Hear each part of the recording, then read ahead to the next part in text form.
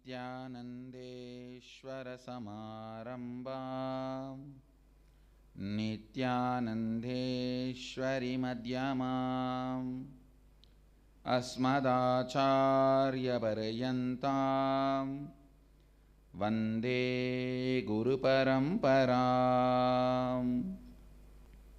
ஆதி சைவம் எனும் வாழ்வியல் சத்தியத்தை பற்றி இறைத்தன்மையை அனுபவம் ஆக்கிக் கொள்ள இந்த இனிய இரவினில் எங்களோடு இயைந்து அமைந்திருக்கும் உங்கள் அனைவரையும் வணங்கி வரவேற்கின்றேன். கடந்த சில நாட்களாக ஆதிசைவம் எனும் வாழ்வியல் முறையை அறிமுகம் செய்து அதன் அங்கங்களான சரியை, கிரியை, யோகம், ஞானம் எனும் அமைப்புகளையும் அறிமுகம் செய்து இவைகள் சார்ந்து பொதுவாக இருக்கும் சந்தேகங்கள், குழப்பங்கள் போன்றவற்றிற்கும் தெளிவையும் விடைகளையும் அளித்து, அளிக்கப்பட்ட தெளிவு விடைகள் இதை சார்ந்து இப்பொழுது வந்திருக்கும் தர்க்க குதர்க்க விதர்க்க வாதங்கள், கேள்விகளுக்கு இன்று விடைகாண முயற்சிப்போம். நேற்று தம்பிரான் தோழர் பெருமான் சுந்தரனின் வாழ்வை வரிவடிவாக்கி விவரித்தோம்.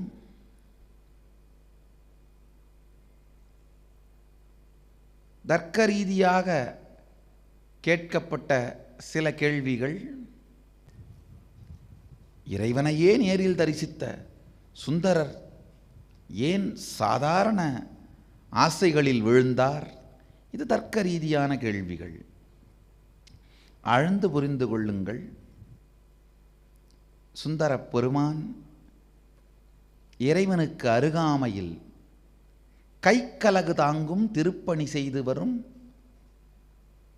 சாமீப்பிய முக்தி பெற்ற அடியார். திருநீற்று பெட்டகமான திருநீற்று ஆலயம் என்று சொல்லப்படும் கைக்கலகு தாங்கும் திருப்பணி, பெருமானுக்கே கைக்கலகு தாங்கும் திருப்பணி செய்பவர்.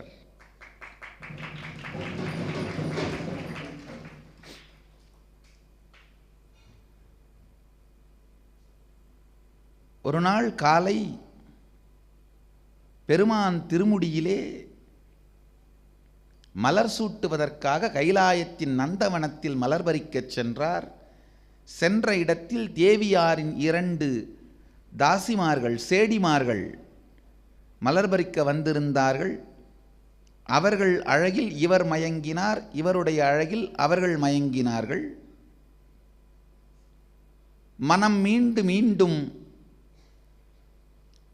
நாதனின் சந்நிதிக்கு வந்தபொழுது பறித்து வந்த மலரிலேயே சுந்தரனின் எண்ணத்தையும் கண்டார் எம்பெருமான். தொடும் பொருளில் தொட்டவன் எண்ணமும் ஒட்டியிருக்கும். மலர் கண்டதும் மங்கையர்கள் இருவரின் மலர்ந்த முகத்தையும் கண்டார் அதில் எம்பெருமான். கண்டதும் கேட்டார், சுந்தரா, இருவரையும் கண்டாயா?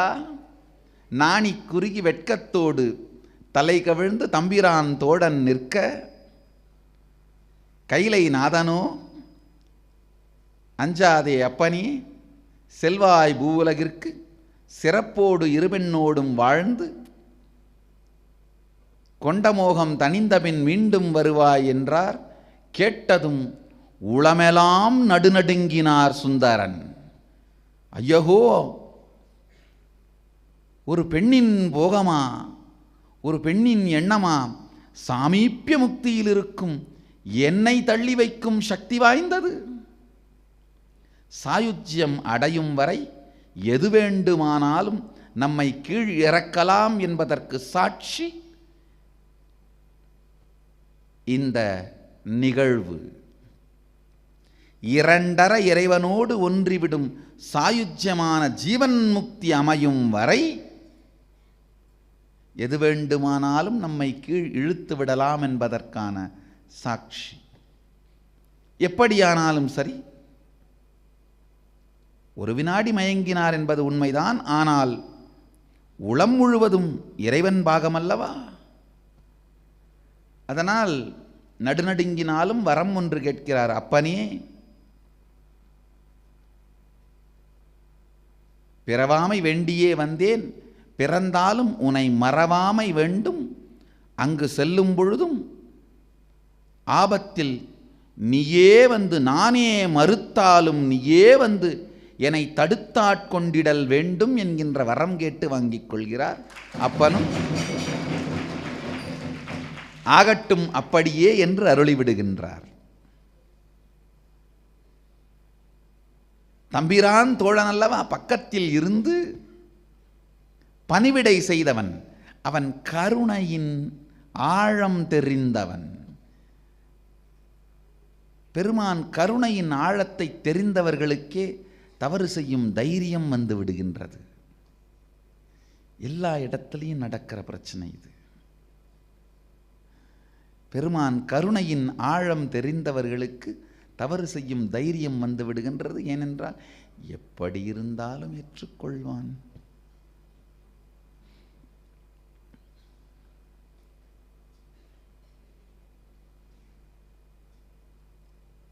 தம்பிரான் தோழன் சுந்தரமூர்த்தி பெருமான் திருமேனி தாங்கியதே, உடல் தாங்கியதே இந்த இரண்டு பெண்களின் மீதும் ஏற்பட்ட காமம் தணிந்து வாழ்ந்து முடித்து மீண்டும் தன் சிவசாமீபிய முக்தி நிலையான பெருமானின் அணுக்கத் தொண்டு செய்யும் நிலைக்கு சென்றருள வேண்டும் என்பதற்காகத்தான். பிறவியின் நோக்கமே இந்த இச்சையை வாழ்ந்து தீர்த்து முடிக்க வேண்டும் என்பது. அதனால்தான் இரண்டு பெண்களின் மீதும் காதல் வயப்பட்டார். காரணமே அது என்பதனால் இறைவனை கண்டபின்னும் காதல் வயப்பட்டார். தர்க்க ரீதியாக வந்த கேள்வி இது. அதனால் அதற்கு இதுதான் விடை. அடுத்து விதர்க்க ரீதியாக நம்பிக்கை இருக்கின்ற, இந்த சத்தியங்களை புரிந்து கொள்ளுகின்ற அளவிற்கு பகுத்து அறிந்து கொள்வதற்காக பகுத்தறியும் சில அன்பர்களிடமிருந்து வந்த கேள்விகள். பெருமான் தடுத்தாட்கொண்ட பின்பும் இரண்டு மனைவியரை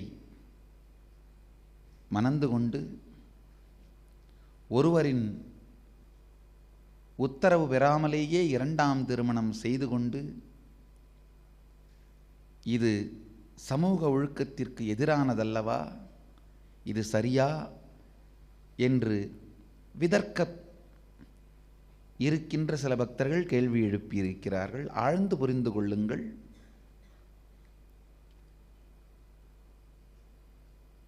சுந்தரரை போன்றதொரு இறைவனோடேயே விளையாடித் திரியும் ஒருவருடைய வாழ்க்கையை நம்முடைய சாதாரண மிகவும் தாழ்ந்த மனத்தை கொண்டு அது சொல்லுகின்ற சரி தவறுகளை வைத்துக்கொண்டு எடை போடுவது சாத்தியம் இல்லை. அது சரியும் இல்லை. அவர் இருக்கின்ற உணர்வு நிலை, நாம் இருக்கின்ற உணர்வு நிலை, இதை பார்த்தோமானால் சாதாரண நம்முடைய சரிதவறுகளை கொண்டு அவரை எடை போட்டுவிடும் மிக பெருந்தவரை செய்துவிட வேண்டாம். கருத்து சுதந்திரம் என்கிற பெயராலே ஒரு சில முட்டாள்கள் ஞானசம்பந்த பெருந்தகையை மிகுந்த அவதூறு செய்து எழுதியிருக்கும் சில நாவல்கள், புதினங்கள், கட்டுரைகள் அவரவர்கள் மனதிற்குள் இருக்கும் வக்கிரத்தை வெளிப்படுத்துகின்றனவே தவிர ஞானசம்பந்தர் போன்றொரு பெரும் மகானை நம்முடைய சாதாரண மனம் சார்ந்து மதிப்பிடவோ ஒப்பிடவோ இயலவே இயலாது. அதேபோல் சுந்தரமூர்த்தி பெருமானின் வாழ்க்கையையும் சாதாரண லாப நஷ்டங்களில், நன்று தீமைகளில், கொடுக்கல் வாங்கலில், வலி சுகத்தில், துக்கம் ஆனந்தத்தில் உழலுகின்ற மனம் எடை போட இயலாது, அது சாத்தியமும் இல்லாதது. விதர்க்கத்தால் ஏற்கனவே பக்தியும் அன்பும் இருப்பதனால் சந்தேகம் மட்டும் தெளிய வேண்டுமென்று கேள்வி கேட்ட இந்த அன்பர்களுக்கு இது பதில். நம்முடைய சாதாரண மனம் கொண்டு அவருடைய செயல்களை எடை போட இயலாது, எடை போட வேண்டாம். அடுத்து குதர்க்கத்தால் வந்த சில கேள்விகள். இந்த குதர்க்கவாதிகளுடைய பெரிய பிரச்சனையே என்னன்னா, அவர்கள் கேள்விகள் கேட்பதில்லை, அவர்களுடைய முடிவை நம்மீது திணிப்பார்கள். குதர்க்கவாதிகள் இந்த சில குதர்க்க கேள்விகள், நான் நினைக்கிறேன் மடமையை ஒழிக்காத, மடங்களின் தலைமையை மட்டும் பிடித்த சில பேருடைய சீடர்களாக இருக்கலாம் என்று நினைக்கின்றேன். அது கேள்விகளே எப்படி இருக்குன்னா, நான் சுந்தரரை அவமானப்படுத்தி விட்டதாகவும் அவமரியாதை செய்து விட்டதாகவும் இகழ்ந்து உரைத்து விட்டதாகவும் தான் கேள்வியையே கேட்கிறாள். ஆழ்ந்து புரிந்து கொள்ளுங்கள். குதர்க்கவாதிகளுக்கு பதில் சொல்ல வேண்டிய அவசியமும் இல்லை, தேவையும் இல்லை. ஆனால் உங்கள் எல்லாருக்கும் சில விஷயங்களை, சில சத்தியங்களை சொல்லவும் வெளிப்படுத்தவும் கடமைப்பட்டிருக்கிறேன், விரும்புகிறேன்.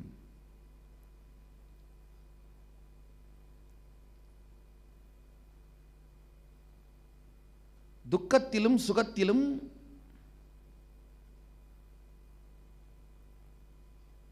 இன்பத்திலும் துன்பத்திலும் நல்லதிலும் கெட்டதிலும் அலைகின்ற மனம் சார்ந்து இவர்களையெல்லாம் எடை போடுவது சாத்தியம் அல்ல.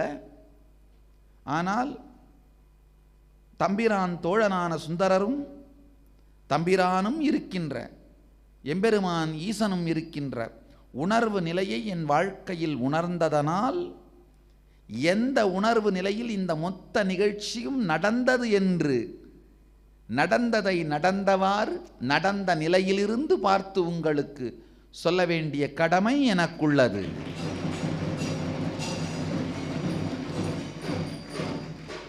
இப்பொழுது பார்ப்போம். தம்பிரானுக்கும் தம்பிரான் தோழருக்கும், தம்பிரான் என்றால் இறைவன், ஈசனைத்தான் தம்பிரான் சுவாமி என்று சொல்வார்கள். தம்பிரானுக்கும் தம்பிரான் தோழருக்கும் இடையிலே நடந்த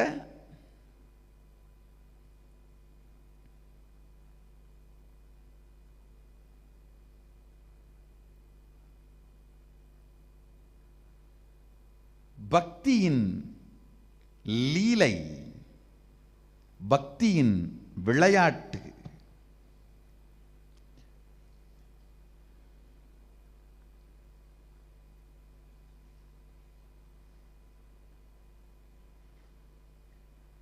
சுந்தரமூர்த்தி பெருமான் ஒரு மிக உயர்ந்த ஆதிசைவர் குலத்திலே அவதரிக்கின்றார். அரசனாலே வளர்க்கப்படுகின்றார். ஆதிசைவர் குலத்தில் அவதரித்தாலும் நாட்டு அரசன் அவரை கண்டு முகப்பொலிவு தேஜஸை பார்த்து, நான் இவரை அரசளங்குமரனாக மாற்றுகின்றேன் என்று தன்னுடைய அரசிளங்குமரனாக வேண்டுமென்று வலிந்து சென்று அரண்மனையிலே வளர்க்கிறார்.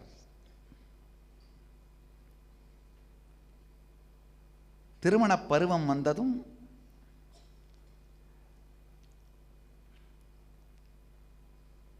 தந்தையார் பெண் பார்க்கின்றார்.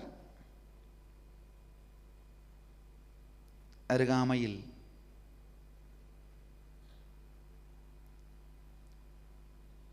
ஆதிசைவர் குலத்திலேயே பெண் பார்த்து திருமணமும் நிச்சயிக்கிறார்கள். அரசளங்குமரனாக வளர்ந்ததனாலே அரசனே திருமணத்திற்கு வருகின்றார். எல்லா சடங்குகளுக்கும் எல்லா பொருட்களும் எல்லாம் தயாராக இருக்கிறது. இரவு நடைபெற வேண்டிய சடங்குகள் நிகழ்ந்து மறுநாள் திருமணத்திற்கான சடங்குகள் துவங்குகின்ற நேரம் சுந்தரமூர்த்தி பெருமான் அரசுடையும் வேதியர் உடையும் இரண்டையும் ஒன்றாக அணிந்து வருகின்றார். அரசர்களுக்கு உரிய உடையும் ஆபரணங்களும் வேதியர்களுக்குரிய திருநீரும் தாங்கி ஆதிசைவ அரசன் போலவே வருகின்றார். திருமணம் ஆரம்பிக்கும் முன் திடீரென்று வயதான ஒரு கிழவர், அந்தணர், எந்த நிமிடமும் கீழே விழுந்து இறந்து போகலாம் என்கின்ற நிலையிலே முதுகு வளைந்து மூன்றாவது கால் மட்டும் ஊன்றி மட்டுமே நடக்க முடியும் என்கிற நிலையில் இருக்கின்ற மூன்றாவது கால்னா கோல், கைத்தடி, அதுதான் மூன்றாவது கால். மூன்றாவது கண் திறக்கலாம், மூன்றாவது காது கேட்கலாம், ஆனால் மூன்றாவது கால் தேவைப்படக்கூடாது. மூன்றாவது காலான கோலை ஊன்றி வயதான அந்தணர் வந்து கொண்டிருக்கிறார். சபைக்குள் நுழைந்தவுடனே நிறுத்துங்கள் திருமணத்தை, வேகமா சத்தம் போடுறார்.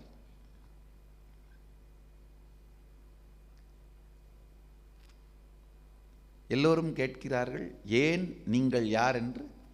இதுக்கு அந்தணர் சொல்றார்,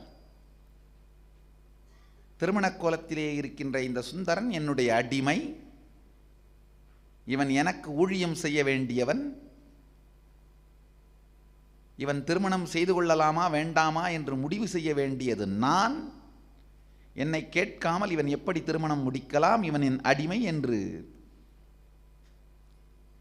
மிகுந்த சப்தத்தோடு சொல்லுகின்றார். அங்கிருந்த ஆதிசைவர்கள் எல்லாம் அரண்டு போனார்கள். ஏனென்றால் அந்தணன் அந்தணர்க்கு அடிமையாவது இல்லாத மரபு, உலகத்திலே இல்லாத மரபு அந்தணன் அந்தணர்க்கு அடிமையாதல். எல்லோரும் கேட்கிறார்கள், அது எப்படி சாத்தியம்? சுந்தரரோ இரண்டு கையையும் இடுப்பில் வைத்துக்கொண்டு நன்று நன்று என்ற இகழ்ச்சியான புன்னகையோடு பார்க்கிறார். முதிய அந்தணன் ஓலையை எடுத்து காட்டுகிறார். இதுதான் சாட்சி, சுந்தரனுடைய முப்பாட்டன் எனக்கு எழுதி கொடுத்த ஓலை.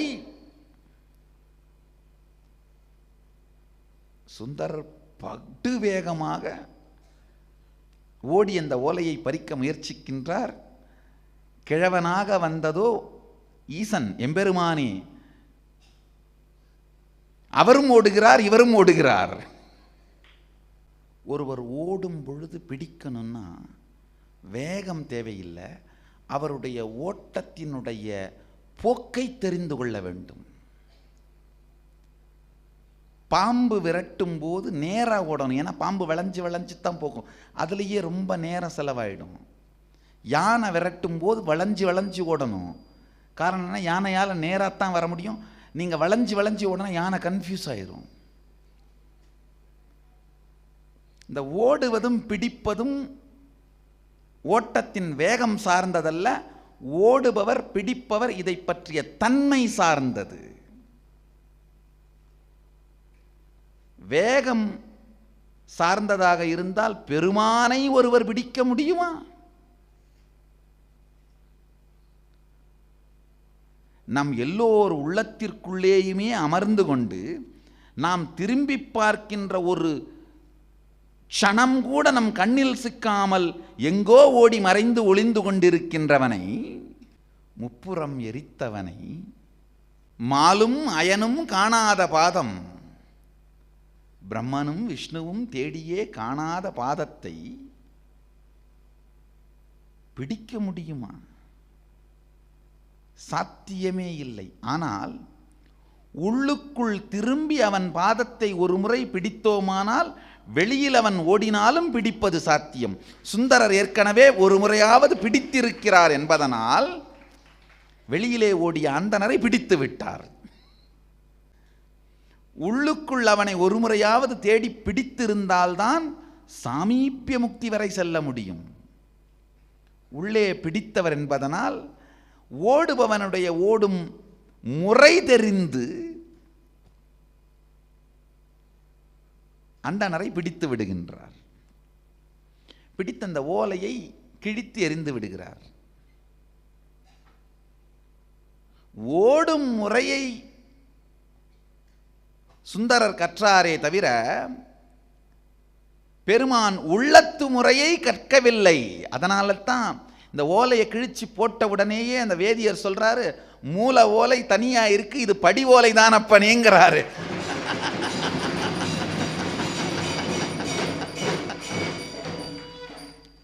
சாமீபியம் வரைக்கும் தான் வந்திருக்காரு, சாயுஜ்யம் அடையல. அதனால உள்ள என்ன ஓடுன்னு தெரியல, வெளியில எப்படி ஓடுறாருன்னு மட்டும் தான் கண்டுபிடிக்க முடிஞ்சது. சாமீபியத்தில் இருப்பவர்களே தெரிந்து கொள்ளுங்கள், நீங்கள் இன்னும் சாயுஜ்யத்தை அடைந்து விடவில்லை.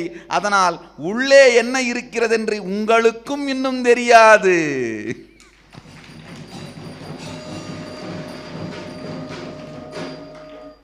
பக்கத்திலேயே பலகாலம் இருந்து விட்டால் உள்ளே என்ன இருக்கிறது என்றும் தெரிந்து விட்டதாக சில பேர் திமிர் பிடித்து அலைவது மூலவோலை வெளியில் கொண்டு வரும் பொழுதுதான் அவர்களுக்கு மூர்க்கத்தனம் அவர்களுக்கே புரியும்.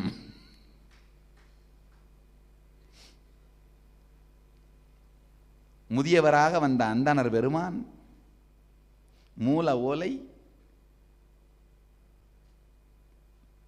பக்குவமாக பாதுகாப்போடு இருக்கிறது. இவர் சுந்தரர் கிழித்தது படியோலைதான். மூல ஓலை பக்கத்திலே இருக்கிற திருவெண்ணைநல்லூரில் இருக்கின்றது. அதுதான் என்னுடைய சொந்த ஊர். அங்கே சென்று மூல ஓலையை உங்கள் எல்லோருக்கும் காட்டுகிறேன், வாருங்கள் என்று வழக்குக்கு அழைக்கிறார். ஊராரெல்லாம் இந்த வழக்கு என்னாகுமோ என்று ஒன்றாகச் சேர்ந்து சுந்தரரோடு செல்கிறார்கள். சென்றவுடன் திருவெண்ணைநல்லூரிலே சான்றோர் சபையிலே அந்தணர்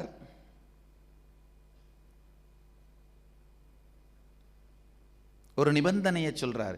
படி ஓலையை கிழித்த இவன் மூல ஓலையையும் கிழிக்க மாட்டான் என்று சபையோர் உறுதி கொடுத்தால் ஓலை காட்டுகிறேன் என்று சபையோர் உறுதி அளிக்க மூல ஓலையை கொடுத்து எடுத்து காட்டுகிறார். மூல ஓலை தெளிவாக சொல்கிறது. சுந்தரருடைய முப்பாட்டனார் எழுதி வழி வழியாக திருவெண்ணைநல்லூர் சித்தருக்கு, பித்தன் என்கின்ற பெயருடைய சித்தருக்கு நாங்கள் அடிமை செய்ய கடவது, நாங்கள் அடிமைகள் என்று எழுதி கொடுத்திருக்கிறார்கள். சாட்சி 3 சாட்சிகள் கையெழுத்திட்டு இருக்கிறார்கள். முப்பாட்டன் கையெழுத்தும் இருக்கின்றது. அவர்களுடைய மற்ற கையெழுத்துக்களை கொண்டு வந்து ஒப்பிட்டு பார்த்தால் கையெழுத்து ஒப்பாகின்றது. சான்றோர் சபை தீர ஆய்ந்து அறிந்து இறுதியில் சுந்தரா நீ இவருக்கு அடிமை என்று தீர்ப்பளிக்கிறார்கள். சுந்தரரும் வேறு வழி இல்லாமல் இவருக்கு அடிமைதான் அப்படின்னு இவர் பின்னாலேயே செல்கிறார். ஊராருக்கெல்லாம் திடீர்னு ஒரு சந்தேகம், நீங்கள் திருவெண்ணைநல்லூர்னு ஓலையில் போட்டிருக்கே, இது வரைக்கும் நாங்கள் உங்களை ஊரில் பார்த்ததே இல்லையே, உங்கள் வீடு எது, எங்கு வாழ்கிறீர்கள் என்று கேட்க சிரித்து கொண்டே பித்தன் என்கின்ற பெயரிலே வந்த முதியவர் ஆலயத்திற்குள் சென்று பெருமான் திருமேனியில் மறைகின்றார்.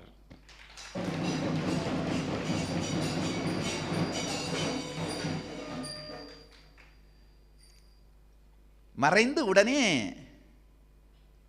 சுந்தரர் உடல் எல்லாம் நடுங்க விதிர் விதிர்த்து போய், இறைவா, நீயே நேரில் வந்து செய்த இந்த லீலையின் காரணம் என்ன, திருமணம் தடுத்து நிறுத்த வேண்டிய காரணம் என்ன என்று கேட்க, பெருமான், அப்பா மறந்தாயா, மனித உடல் தாங்கியதும் கைலாய நினைவெல்லாம் போனதா, நீ என் கைக்கலகு தாங்கும் சாமீபிய முக்தி பெற்ற ஆலால சுந்தரன், ஆலகால விஷத்தை கண்டவுடன் பிரம்மா விஷ்ணு முதல் எல்லோரும் அஞ்சி நடுங்கி ஓட, அதை நான் பருகி உலகத்தை காக்க வேண்டும் என்று கட்டளையிட, தைரியத்தோடு சென்று அந்த விஷத்தையே ஒரு குடத்தில் உருட்டி கொண்டு வந்ததனால் ஆலால சுந்தரன் என்று பெயர் பெற்ற சுந்தரன் நீ மறந்தாயோ உன் நிஜ நிலையை, இரு பெண் மீது கொண்ட காமத்தால் நீ பூவுலகம் வந்தாய், வந்தாலும் உன்னை நான் தடுத்தாட்கொள்ள வேண்டும் என்று வரம் வாங்கி கொண்டு வந்ததை மறந்தாயோ.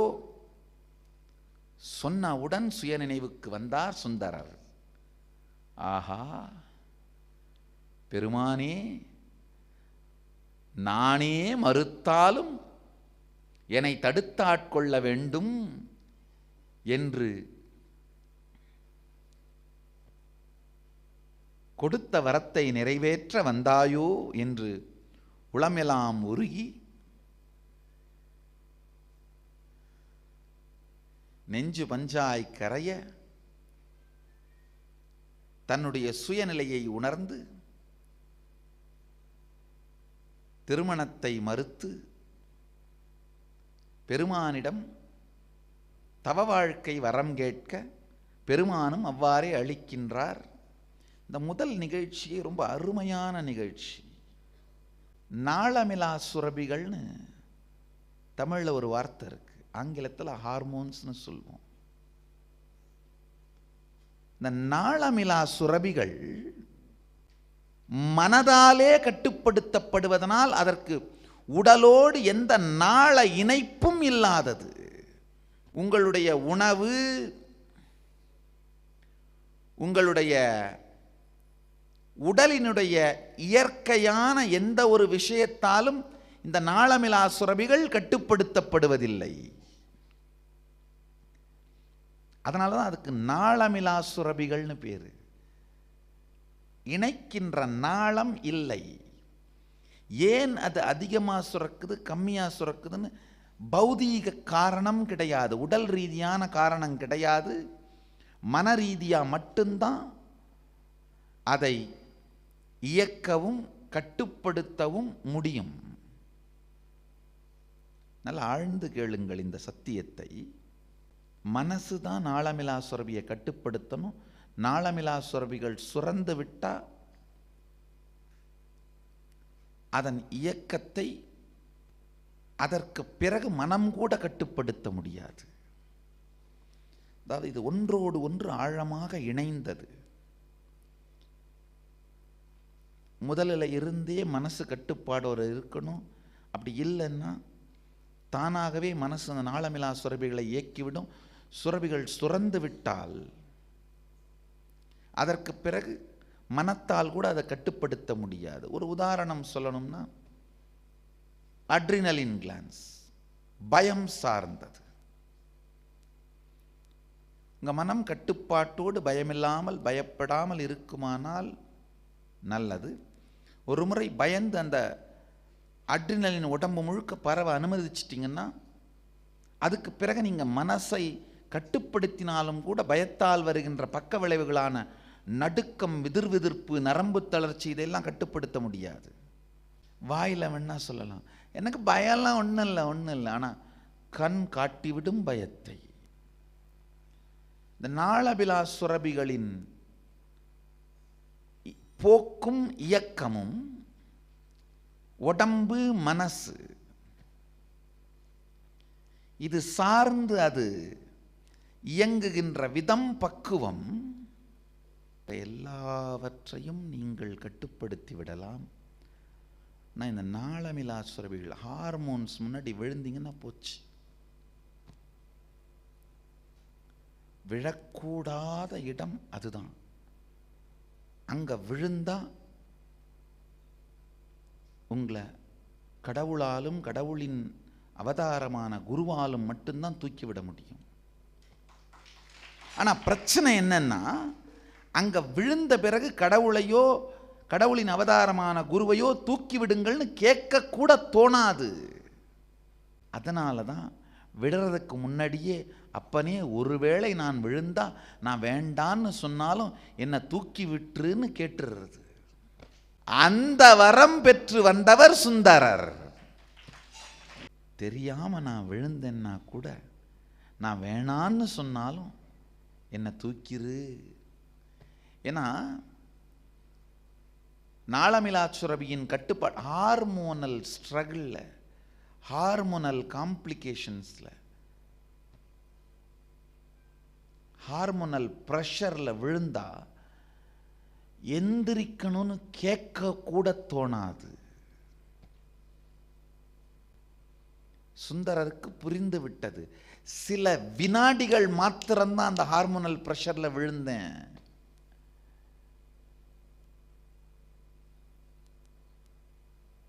அதுக்காக இந்த ஜென்மம், மனித ஜென்மம் வந்ததே, மானுட ஜென்மம் வந்ததே, ஐயோ. சரி, நடந்தது தான் நடந்தது. இதுக்கு மேலேயாவது அந்த மானுட ஜென்மம் தொடர்ந்து அடுத்தடுத்த ஜென்மங்களுக்கு கொண்டு போய் சேர்க்காமல்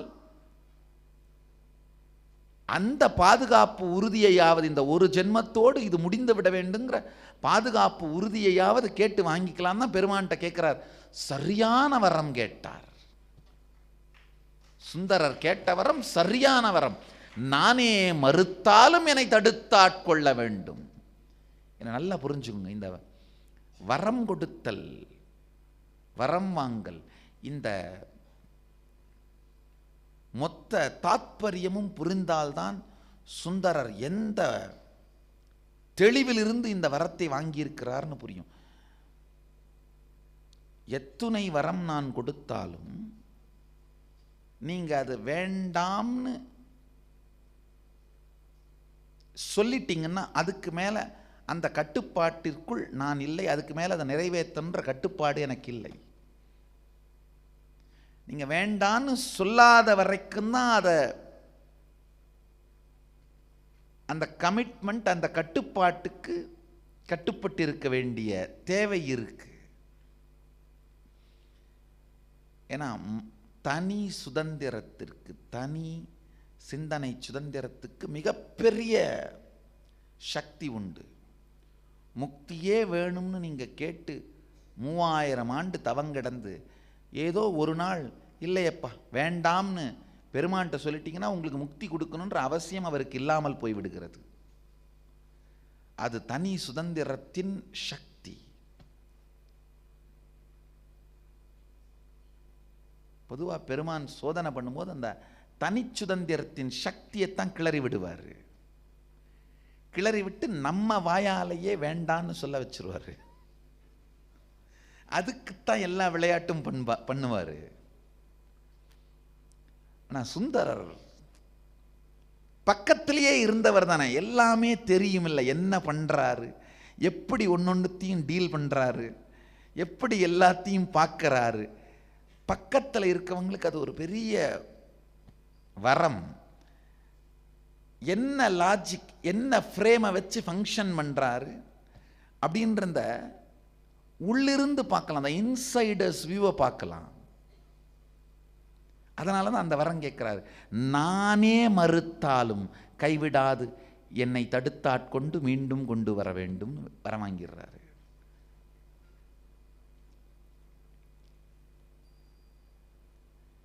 சிவபெருமான் என்ன வரம் கேட்டாலும் கொடுத்துருவார். காரணம் என்னன்னா, எந்த வரம் கொடுத்தாலும் அதுலேருந்து தப்பிக்கிறதுக்கு ஒரு லூப் ஹோல் இருக்குன்னு அவருக்கு தெரியும். ஆனால் அவரே காரணம் சொல்லி தப்பித்து கொள்ள முடியாத ஒரு வரத்தை கேட்டு பெறுவதற்கு பக்கத்திலேயே இருந்து பார்த்தவரால் மட்டும்தான் முடியும். அது சுந்தரர் செய்திருக்கின்றார்.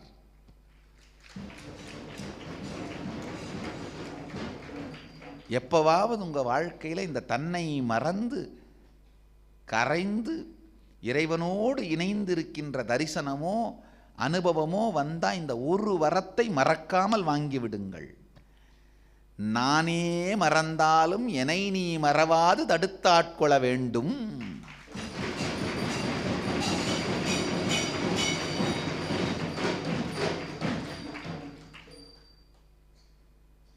நானே விட்டாலும் நீ என்னை விடாமல் தடுத்தாட்கொள்ள வேண்டும். நானே மறுத்தாலும் நீ என்னை மறுதலிக்காது தடுத்தாட்கொள்ள வேண்டும். நானே எதிர்த்தாலும் நீ என்னை எரிக்காது தடுத்தாட்கொள்ள வேண்டும். இந்த ஒரு வரத்தை வாங்கிவிட்டீர்களானால் சுந்தரர் பண்ணது போல என்ன பண்ணாலும் வேற வழி இல்லை, அவர் காப்பாற்றியே ஆகணும்.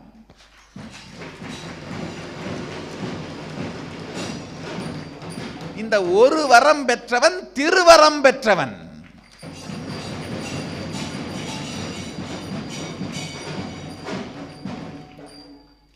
பக்கத்திலேயே இருந்து பார்க்கிறவங்களுக்கு பெருமான் எந்த தர்மத்தை சார்ந்து இயங்குகிறார் என்ற அந்த அவருடைய தர்மம் புரியும். சில பேர் என்கிட்ட கேட்கறது உண்டு,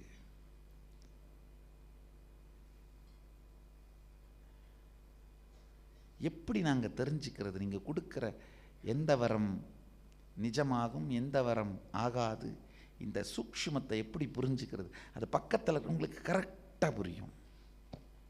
இந்த பக்கத்தில் கை கலகு தாங்கிறவங்க கண்ணை பார்த்தீங்கன்னா புரிஞ்சு போயிடும். இது ஆறுதலா அருளா வரமா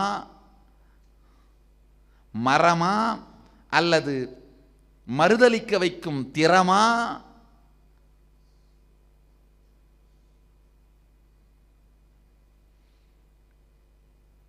வியாதின்னு ஒருத்தர் வந்தா சரியாகும் போங்க, சாமி பார்த்துக்கிறேன்னு சொன்னால் அதுக்கு ஒரு அர்த்தம்.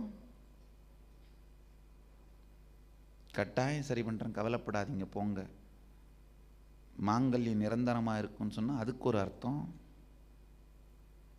ஒழுங்காக இருந்திருக்கலாமேப்பா, திருநீரை பூசிக்கோ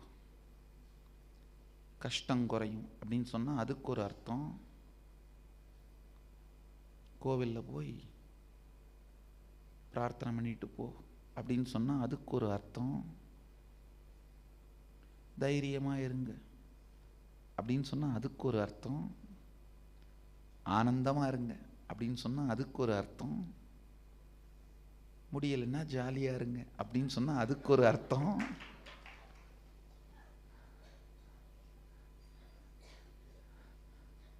கைக்கலகு தாங்கும் அணுக்கத் தொண்டர்களுக்குத்தான் இந்த ஒவ்வொரு வார்த்தைக்கும் என்ன அர்த்தம், இது அருளா மருளா அறமா திறமா?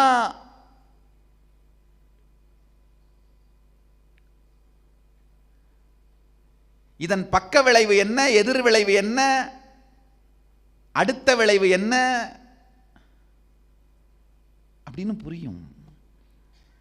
பலகாலம் கைக்கலகு தாங்கி எதிர்விளைவு பக்க விளைவு எல்லாம் புரிந்தவர் என்பதனால் வரத்திலே பெரும் திருவரம் கேட்டு வாங்கினார் சுந்தரப் பெருமான். நானே மறந்து மறுத்தாலும் நீ மறந்து மறுக்காது என்னை தடுத்தாட்கொண்டருளல் வேண்டும். என அரச வாழ்க்கை வாழ்ந்த உடனேயே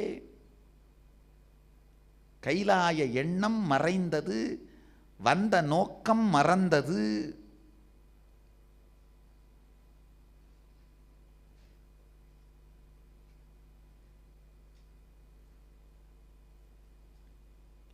வடிவம் தாங்கியவுடன்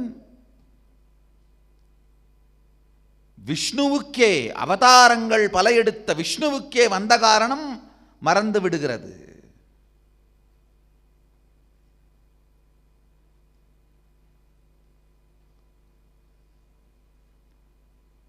நரசிம்ஹாவதாரம் எடுத்ததும் ஹிரண்யன் ஹிரண்யாக்ஷனை அழித்துவிட்டு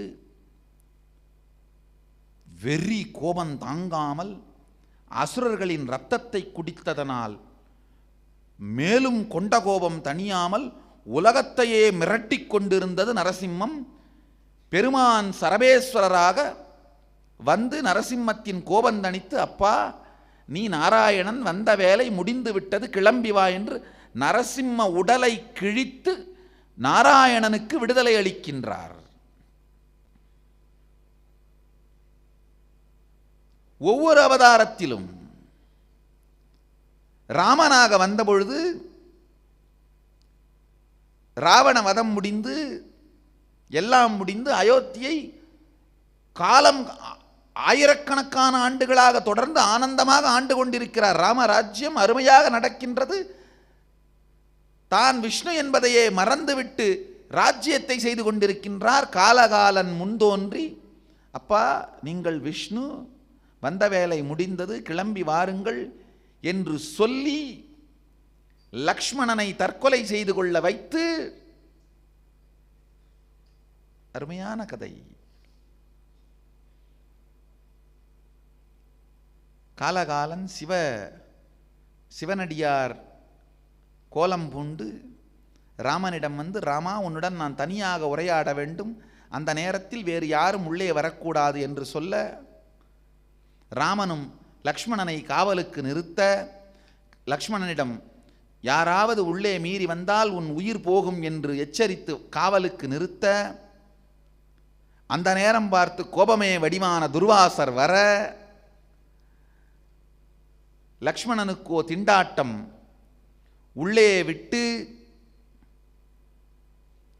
மரணத்தை சம்பாதிப்பதா அல்லது துர்வாசரின் சாபத்துக்கு ஆளாவதா என்று சிந்தித்து, மரணமே மேலானது என்று துர்வாசரை உள்ளே விட்டு சரையு நதியில் சென்று உடலை விட,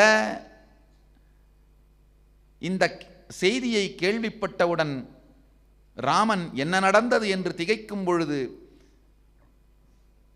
முதியவராக வந்த ஈசன் தன் காலகால ஸ்வரூபமான மூல சிவனின் திருவுருவம் தாங்கி, அஞ்சாதே ராமா, வந்தது நானே, உன் வந்த நோக்கம் முடிந்ததனால் உன்னை அழைத்துச் செல்லவே வந்தோம் என்று உன் அம்சமான ஆதிசேஷமான லக்ஷ்மணன் உடலை விட்டு விட்டான், நீயும் கிளம்பென்று சொல்ல, அதே இடத்தில் வந்து எம்பெருமானும் ஸ்ரீராமச்சந்திரனும் சரையு நதியிலே உடலை விட்டு தன்னுடைய ஸ்வயரூபமான விஷ்ணு வடிவத்தை அமைந்து அடைந்து வைகுண்டம் செல்கின்றார். ஒவ்வொரு முறையும் திருமேனி தாங்கியதும் விஷ்ணுவுக்கே வந்த நோக்கம் மறந்து விடுகின்றது. சுந்தரருக்கும் அதேதான் நிகழ்ந்தது. ஆனால் சுந்தரர் பக்கத்தில் இருப்பவர் அல்லவா, சரியான வரத்தோடு வந்திருக்கிறார். திருவரம் வாங்கி வந்தார். திருவரங்கத்தானுக்கும் கிடைக்காத திருவரம் வாங்கி வந்தார்.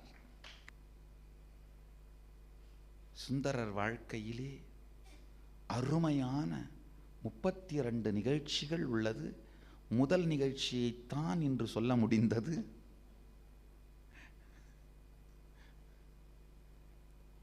இன்னமும் அவருக்கும் பெருமானுக்கும் இடையிலே இருக்கின்ற பக்தியின் ஆழத்தை விளக்கும் நிகழ்ச்சிகள் நான் ஆரம்பிக்க கூட முடியவில்லை. அதற்குள் காலம் ஆகிவிட்டது. ஆனாலும் தொடர்வோம்.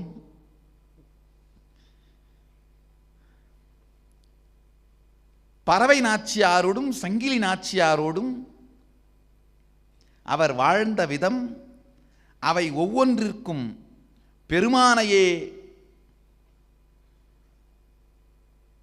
உபயோகித்த விதம் நல்லா ஆழ்ந்து புரிஞ்சுக்குங்க. பக்தியில் 2 விதம் உண்டு. இறைவனை பக்தி செய்து முக்தி நிலையை கேட்டு பெற்றுக்கொள்வது, திருநாவுக்கரசு சுவாமிகள் மாதிரி. அந்த முக்தி நிலை கேட்டு பெற்று அந்த முக்தி நிலையை பற்றி அந்த சத்தியத்தை உலகத்திற்கு சொல்வதற்காக சில சக்திகளை வெளிப்படுத்தி ஞான கருத்துக்களை பரப்புவது. இது திருநாவுக்கரசர் செய்தது போல. நான் சுந்தரருடையது அதைவிட ஆழமான பக்தி. முக்திக்கு மட்டுமல்ல, முக்தி பற்றிய ஞானத்தை விஞ்ஞானத்தை உலகிற்கு பரப்புவதற்கு மட்டுமல்ல, சாதாரண அடிப்படை தேவைகளுக்கு கூட பெருமானோடு தான் நேரடியான உறவு. தங்கம் வேணும், கொடுக்கலன்னா திட்டுவேன், திட்டியிருக்கார். கொடுக்கவில்லை என்பதற்காக இகழ்ந்து பேசியதை பொறுத்து கொள்ளுங்கள், ஆனால் தங்கத்தை கொடுத்து விடுங்கள் என்று மீண்டும் பாடி வாங்கியும் இருக்கின்றார்.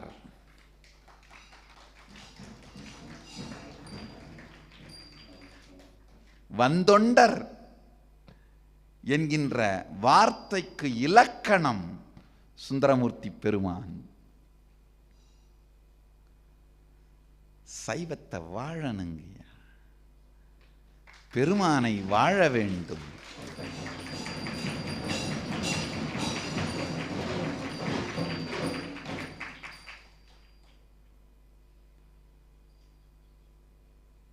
சுந்தரரை போல பெருமானை வாழ்ந்த ஒரு பக்தர் இன்னொருவர் இருந்ததே இல்லை, இனியும் இருக்க முடியாது என்பதுதான் உண்மை. சைவம் மட்டுமல்ல, வேறு எந்த சம்பிரதாயத்திலும் சைவத்தை வாழ வேண்டும், சுந்தரரை போல வாழ வேண்டும்.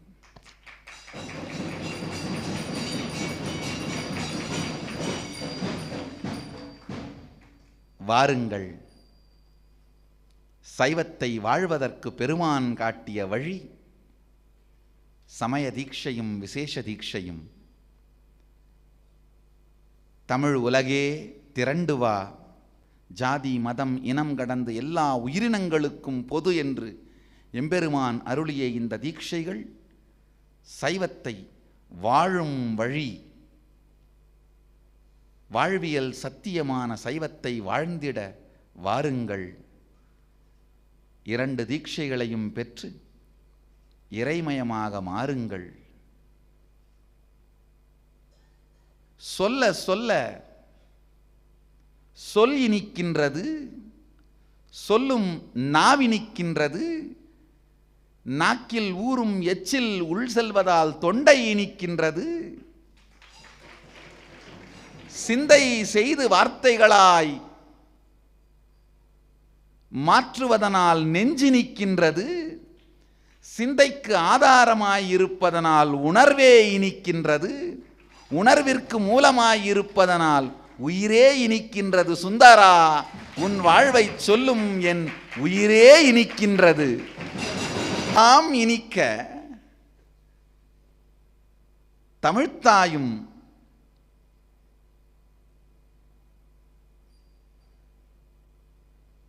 இந்த தெய்வ கதையை மீண்டும் சொல்வதற்கு என் நாவினில் வந்தமர்ந்து தானே இனித்து தன்மயமாய் தானே இதை ரசித்து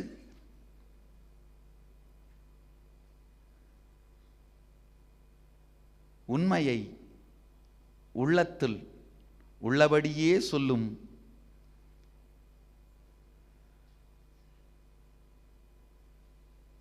உரைதனை ஆதி சைவத்தை கேட்பவர்கள் வாழ்க, கேட்பவர்கள் சென்று மற்றோர்க்கு உரைத்து அதை கேட்பவர்கள் வாழ்க. இதையெல்லாம் கேட்டு சைவத்தை மனதால் ஏற்று மார்க்கமாய் மாற்றிக்கொள்ளும் மக்களே எல்லோரும் வாழ்க. உங்கள் எல்லோருக்குள்ளும் இனிது இருந்து சைவம் எனும் வாழ்வியல் நெறி வாழ்க. நீங்கள் சைவம் எனும் வாழ்வியலை வாழ்வதற்கு பேருற்சாகமாய் பேர் உணர்வு பெரும் சக்தியாய் உங்களுக்குள்ளிருந்து உற்சாக உணர்வை ஊற வைத்துக் கொண்டே இருக்கும் பரம்பொருள் ஈசன் வாழ்க. நீங்கள் எல்லோரும் நித்யானந்தத்தில் நிறைந்து நித்யானந்தத்தில் மலர்ந்து நித்யானந்தமாகிட ஆசீர்வதிக்கின்றேன். நன்றி. ஆனந்தமாக இருங்கள்.